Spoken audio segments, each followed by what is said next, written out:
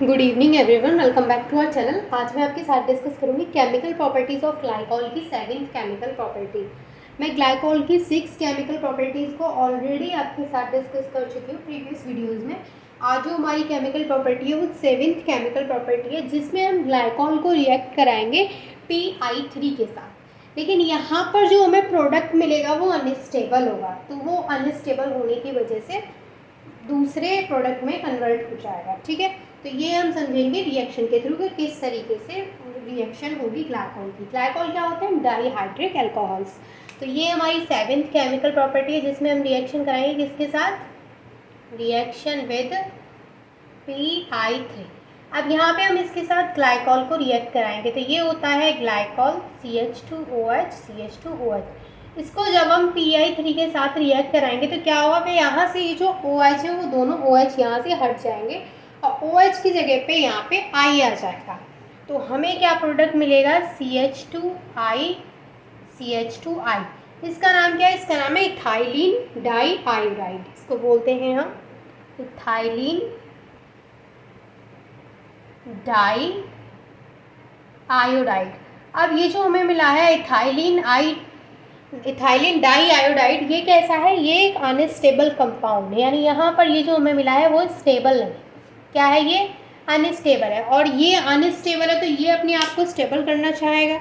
अब ये स्टेबल कैसे होगा? ये स्टेबल होगा कि यहाँ से ये जो आई है, जो आयोडीन है, वो दोनों iodine in the form of I2 निकल जाएंगे। तो यहाँ पे जो प्रोडक्ट बन जाएगा, यानी कि जो कार्बन कार्बन है उसके बीच में डबल बॉन्ड आ जाएगा, तो प्रोडक्ट जो मिलेगा हमें वो क्या मिल जाएगा? इथाइलिन। इथाइलिन मतलब कि यहाँ पे कार्बन कार्बन के बीच में डबल बॉन्ड, यानी यहाँ पे ईथीन का फॉर्मेशन हो जाएगा। समझ में आया?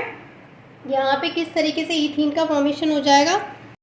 यहाँ से अगर मैं इसको ऐसे कर दूँ तो यहाँ से क्या होगा? CH2 डबल बॉन्ड CH2 और ये I2 अलग। तो ये जो हमें मिला है वो क्या है? इथीन या फिर इथाइलिन, कि इसमें क्या आ गया? Double bond. अब ये जो प्रोडक्ट हमें मिला है वो क्या है? स्टेबल है। तो सबसे पहले हमने क्या किया? ग्लाइकॉल को PI3 के साथ जब रिएक्ट कराएंगे तो जो इथाइलिन डाइहाइड्राइड वहाँ पे मिलेगा वो अनस्टेबल प्रोडक्ट होगा, तो वो फर्दर कन्वर्ट हो जाएगा इथाइलिन में और I2 वहाँ से अलग हो जाएगा। तो ये थी हमारी 7th chemical property. 8th chemical property देखते हैं। अब देखिए 8th केमिकल प्रॉपर्टी हमारी क्या होगी? इसमें हम रिएक्शन कराएंगे ग्लाइकॉल की विद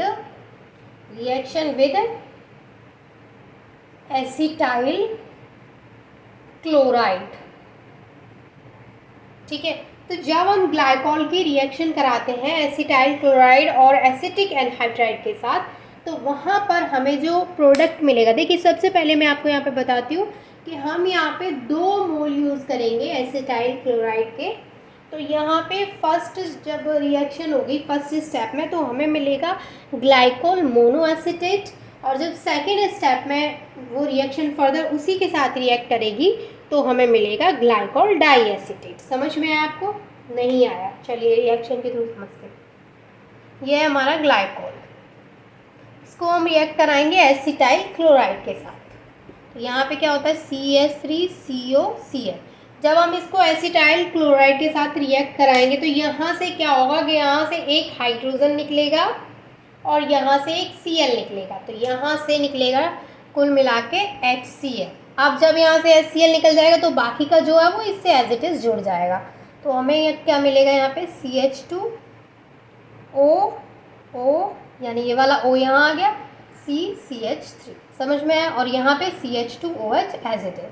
ये जो हमें प्रोडक्ट मिला है वो क्या है? ग्लाइकोल